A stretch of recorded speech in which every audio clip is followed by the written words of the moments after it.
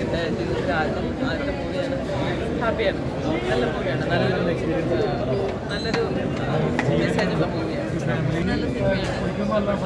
ക്ലൈമാക്സിനെ എല്ലാ ഇമോഷൻസും ഉണ്ട്. ഒരു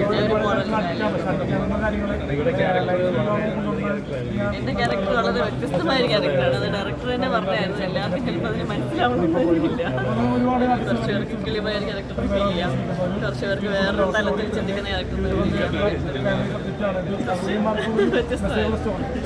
നിങ്ങൾ ടച്ചിങ്ങായിട്ട് തോന്നി എനിക്ക്.